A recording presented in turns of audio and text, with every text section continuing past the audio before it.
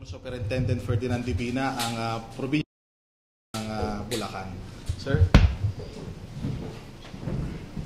Magandang umaga po sa inyo lahat. Ako po si Senior Superintendent Ferdinand Divina, the current PNP Provincial Director in the province of Bulacan.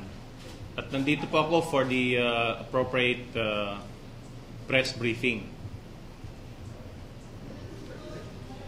Let me start by stating our recent significant accomplishments. Very significant dito is the bank robbery that we solved in just over 24 hours, which resulted,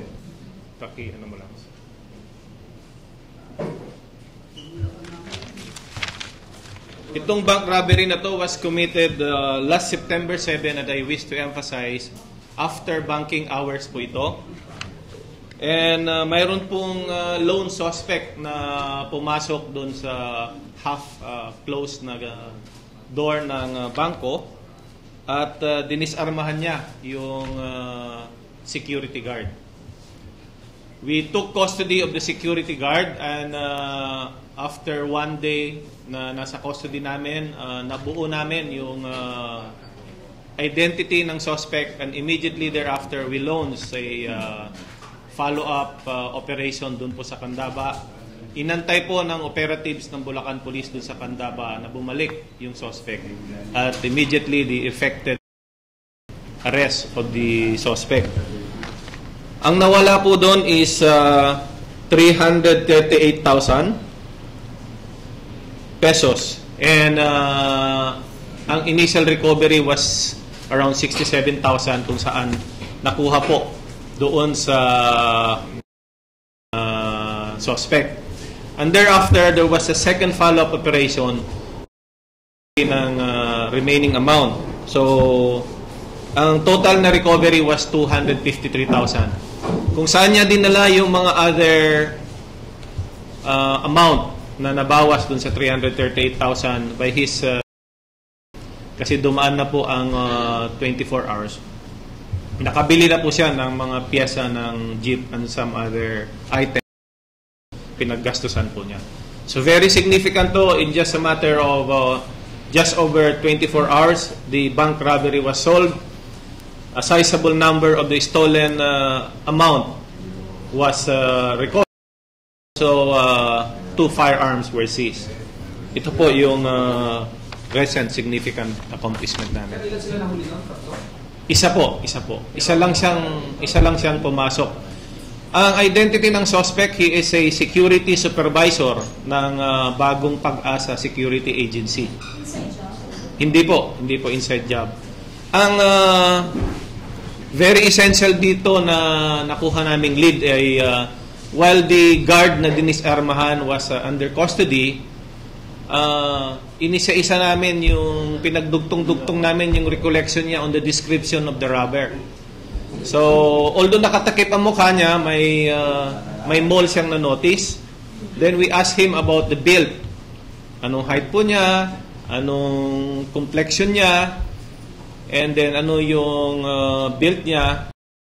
Siya mismo nagsabi, itong taong to kasi security supervisor para. Tinago niya yung identity niya, but from the recollection of the duty guard na nadisarm, buo ng investigators together with him yung identity. So September 8, sir, solved na? Solved. Nangyari po ng 3:30 p.m. We got the lead around 3:30 p.m. then the following day. We launched the operation, and by 8 p.m. under custody na po siya the following day. Let me proceed po sa other significant accomplishment po ng Bulacan. Very noticeable po yung recovery of firearms ng Bulacan.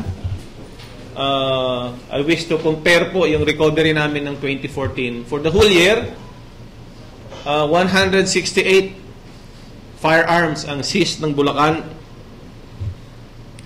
And for the current year, although nasa August pa lang po tayo, hindi pa kasama yung fourth quarter, we already increased it by 56%. And by this record, we were lucky to be recognized by the national headquarters and in the last celebration of the Police Service Anniversary last August 7. I received in behalf of Bulacan Police the award for unit with the most number of firearms accounted. So yan po yung two very significant accomplishments. But within 9 months, comparing it to the previous year na 1 year, we already increased it by around 56%. Apo. Okay. Pero sir, ano yung recovery ninyo? Sa Oplan Katok ba yun? Or nahuli niyo sa mga checkpoint? Most of them are through prompt police responses, checkpoints, and also search warrants. Ipakita ko rin sa inyo yung very nag-contribute dito. There was an instruction from the National Headquarters Lambat Sibat team for all chiefs of police to apply and implement the search warrants. And since May 22, 15 from the 24 chiefs of police already applied and implemented search warrant. And contribution po nito ay from the said 22 search warrants, 47 firearms have been accounted for. So mostly po yan, very minimal lang po doon sa Oplan Katok. More on police responses, checkpoints, and search warrants po. Ito yung mga operations that we were directed to intensify from the instructions of the National Headquarters team. So, sir, 262 po yun ngayon, ano? Tama po ba? Ito. 265 po. 265. Wala akong matakot talaga. Opo. 160 to 165. Again, let me emphasize po na itong data na to is only for the period covering January of 2015 to August of 2015. Sir, ngayon, anong confidence rate natin yan? Marami kayo ng comparate. Anong tingin niyo mas magiging peaceful lang po lang? I will show you later po yung effect niya po sa crime statistics po namin. To follow po yun. And let me proceed that by stating also na we are strictly complying with more police visibility na dinirect po ng ating Chief PNP. And as such, we already downloaded. Pag sinabi natin downloaded, appropriate orders were issued assigning especially the PO1s to the respective police stations kung saan may mga problem areas po tayo. And aside from that, humingi rin po ako ng augmentation from police office, and I also directed augmentation from the Public Safety Battalion. So ito po yung mga numbers. Currently, 225 police personnel were augmented to Bulacan Police, and they are distributed to the respective stations with priority to those we consider as focus police station or problem. And going now po sa tinatanong niyo po na yung effect niya sa crime statistics, yung mga search warrants, yung mga checkpoints, yung mga downloading po natin. Let me emphasize a significant drop dun sa weekly crime incidents, especially on this focus crimes, the 7 priority crimes, namely murder, homicide, physical injuries, robbery, theft, carnapping, saka motor napping. We started with the baseline of 147 down to 121. Ito po yung dalawang baseline na dinirect sa amin for the period 29 weeks and 24 weeks. 29 weeks at some point in or sometime in 2014 and at 2015. Then for a 6 weeks period, we averaged 90. And for the recent weeks, August 17 to 23, it was down to 72. Then to 61, and last week, it was down to 53. Let me emphasize that the province of Bulacan is the biggest province in Region 3 with around almost 3.3 million population, with a strength of 1,672 and a ratio of almost 1:2,000. There is one thing also that I wish to emphasize about Bulacan. In Region 3, we distinction with the most number of subdivisions. 691 total. Meron po kaming 51 relocation sites in Bulacan, and 36 of them are relocation sites of squatters from Metro Manila. Ito po yung mga tinanggal sa Tondo, yung mga release ng trend from the sides of the rivers po. So nandito po ito yung data. So ito po yung challenge po namin as provincial police in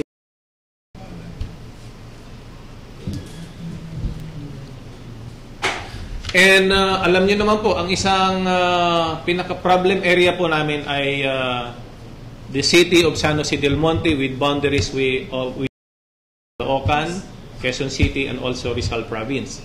So ito po yung focus police station namin na selected as directed by the national headquarters and by Region 3. And gusto ko rin ipakita sa inyo the significant drop in the 7 priority crimes of San Jose del Monte as a focus police station.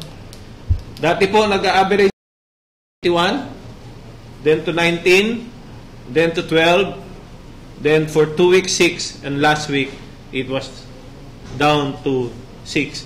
So comparing it with 21, it's more than 50% na po yun.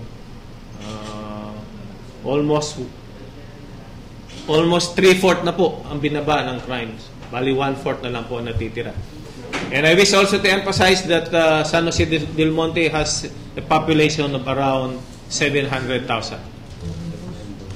Mas malaki pa po ang population ng San Jose del Monte comparing it with the province of Zambales and comparing it with the province of Aurora.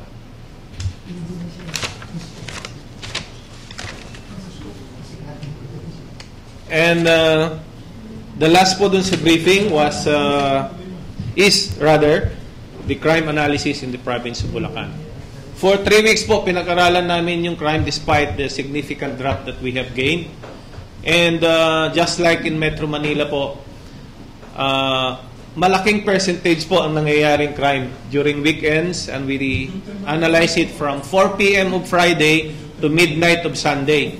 And ipakita ko po sa inyo yung significant percentage of crimes happening from 4 p.m. of Friday up to midnight. So makikita nyo po ito, 31% of our crimes are happening during those hours and dates na sinabi ko. For August 17, ang parati namin cut-off is midnight. So yan po, 31%. Next slide. For period August 24 to August 30, it's 38%. And last week, that are happening ay 40% nangyayari during weekend. That's why very relevant po for our chiefs of police to lead and inspect patrollers po during weekends. We cannot relax our guard, sabi nga. And I believe this same pattern was analyzed by the Quezon City. Apo. So wala din po silang off ng weekends? I have authorized them na kahit paano makauwi sila ng after office hours during weekdays. But it's a requirement na from 4 p.m. ng Friday, they should be there leading their men and inspecting patrollers so that we can address further pa yung reduction of crimes. Yun po yung briefly my briefing on what is happening in the province of Bulacan. Sir, doon sa downloaded na para magpatrol ng mga PO1, nasa ilang percent na po? Kasi 170, ilang percent na po yung kabuuan? Ilang percent yung nasa office? It's almost 100%. Mayroon lang po kaming around 4 or 5 na naiwan na PO1 at itinuturo na lang po yung mga tasking nila. Because basically, ang mga police officer once natin, yung mga bago, ay meron silang binubuong patrol man hours na tinatawag. Yung based on the patrol logs, they should have 2,080 patrol man hours as a requirement for their promotion.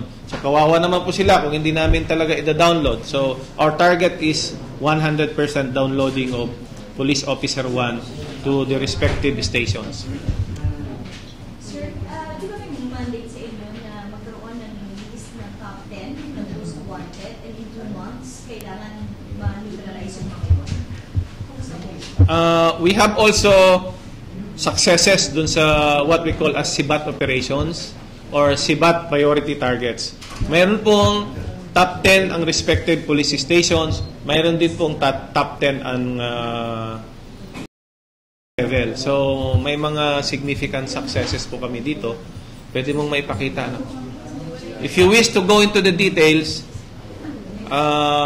maibibigay ko po mamaya yung progress.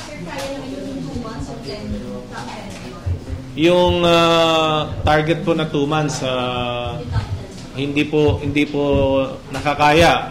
Sabihin natin around 40 to 50% ang sa prediction namin or sa analysis namin na makakaya. Sir, yun yung utos ni RD na in 2 months kailangan matapos ang top 10. We will give our best po dun sa timetable po ng regional director po namin. And also from the requirements ng National Headquarters Lambat Sibat Team. Anong difficulty yung learning natin, sir, para hindi natin ma-accomplish yun? Of course, alam nila talaga how aggressive is the manhunt. So talagang magtatago din. We do not have control over that. What we have control over is yung talagang tracker teams namin na tuloy-tuloy yung effort, yung best effort po. Sir, kamusta po yung situation sa mga relocation sites sa Bulacan? Sabi po kanina is na isa yun sa mga challenge. I just issued the directive po na pag sinabi namin focus police station ka, for example, ako ang chief of police at napili po akong focus police station, magkakaroon din po ako ng focus barangays or focus sitio, focus purok, or focus compound. Ibig sabihin po nun, kung ang problema ko ay doon sa mga relocation sites, that particular area or that particular barangay will be my focus area for all police efforts, for all police operations. So, i-breakdown pa po natin. Of course, pag ikaw ang chief of police, you should come up also with the respective priorities. So, priority mo dapat yan kung dyan ang pinanggagalingan ng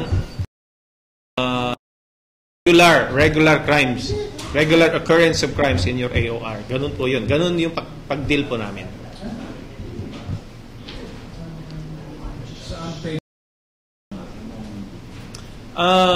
Sa anti-drug operations naman, we just updated po yung priority targets po namin. In the updating of priority targets, 3 category po. Target involved ka sa drugs na may warrant. Watch list, involved ka sa drugs na wala ka pang warrant or illegal drugs gang. Illegal drugs gang 2 or more. Ibig sabihin may sa pagtutulak. Doon babagsak yung pangalan mo sa illegal drugs gang, whether you have warrant of arrest or you don't have warrant of arrest. Ganun po yun. And may requirement din po doon sa neutralization, doon sa 3 listahan. We finalized the list last August 7 po. So, kumpleto na po yung list at meron din po kaming tinatawag na scorecard because we believe, sabi nga, what gets measured gets done. Yun po. So, meron pong respective targets sa mga minimum targets of respective police station. Coordination yung anti-crime campaign ng Provincial Police Office doon sa mga units na nagre-report directly to the NHQ. Let's, for example, CIDG. Meron silang unit yan. If you remember siya, nagkaroon ng problema pa nga dyan before. Paano yung coordination between you and the CIDG? The directive that we are implementing or the guideline that we are implementing is one PNP approach. Ibig sabihin po, at the provincial level, alam po ng mga respective heads ng National Operational Support Units. Ibig sabihin nun, kasama na yung CIDG, the PNP Intelligence Group, the Highway Patrol Group. They are all under the operational control of the provincial director. So we exercise operational control over them. the administrative control remains with their mother units. Opo, ganun po yung setup namin. At nakalagay po doon kami every Monday, 1 PNP approach. So, iisa po kami doon. And I exercise my authority over them in regard to my operational control over such national operational support So units. pag may operation sila, price kayo lagi. Opo. In fact, in their reporting, they are required to inform me Before on the any results. operation. At Even sinabi even mo, before the results. Tignan natin halimbawa sa'yo. Opo. So what do you consider your best practice? From the results talaga, napakahalaga po yung recovery of firearms, especially those from the hand, and its relation to reduction in the 7 priority crimes. Yun po yun, napakahalaga po yun.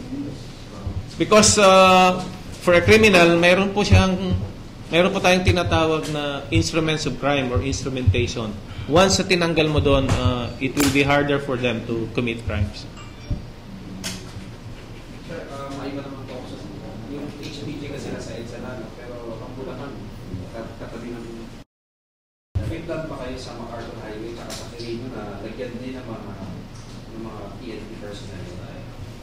May plan, hindi lang po ang provincial police but the provincial government na yung mga obstructions po dyan, kasama rin po yung provincial or regional office ng DPWH.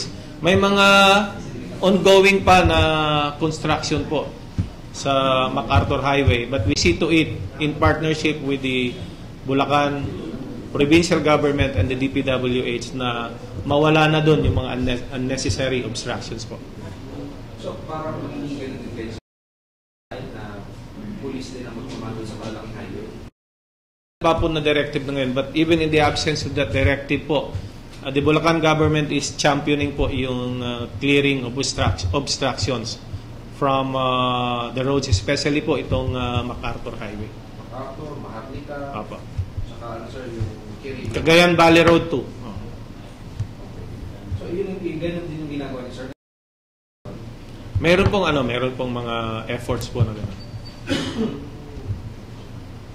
Sir, yung balik lang tayo sa bank robbery, na-establish na ba yung, may kasama ba yung suspect? Wala po. May kasabwat siya? But we recommended po dun sa may-ari ng Rural Bank, it's Rural Bank of Pande, because yung nahuling suspect, incidentally, asawa niya yung loan officer po sa loob.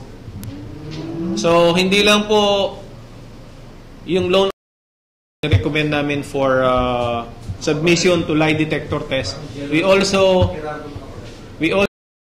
na maisama na rin yung manager, but this is an administrative matter pa between the owner of the bank and his employees po. But may pictures, may picture yung suspect? Meron po, hindi lang po namin nadala po. Possible nga yun sir, kasi kaya after office hours, may nakalagay sa ibabaw ng desk. Wala sa vault yung pera, laking pera. Hindi pa siguro na ipapasok po sa vault. It's 3:30 p.m. nung bigla niya. After. Present yung wife nung ginawa niya. Present po, present. So, wala nang kliyente, sir? Puro empleyado? It's 3:30 po yung banking hour. Puro mga empleyado na po yun. We do not have the evidence yet to conclude na kasabwat, but we already have coordination with the bank owner. Hindi na po yung bank employees, with the bank owner. She will be the subject po ng investigation. May CCTV po yun sir? May footage pa sila? Meron pong CCTV po. Sir, yung security guard na nakuha na yung info, security supervisor na yun. Kakilala po niya. Yun yung ano niya. Opo. Eventually, by his recollection, ay siguro there were times na naging supervisor niya. Opo. Sir, hawak niyo yung CCTV na? Nasa Baliwag Police Station po. So again, let me emphasize, very significant to because in just over 24 hours, nahuli yung suspect, nakuha yung baril niya, and around 80% ng stolen cash were recovered. And it also speaks of honesty on the parts of police operatives po. Pero sa tingin niyo, sir, may connivance yung... We cannot conclude yet unless it is supported by pieces of evidence po. Investigation po, yes.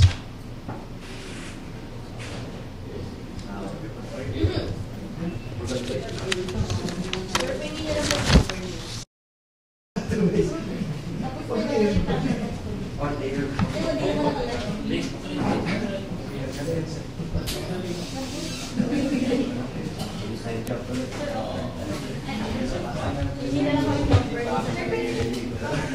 Opo.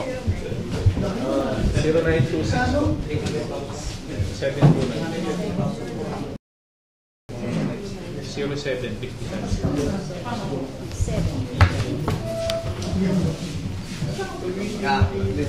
Okay na po. Okay na, sir.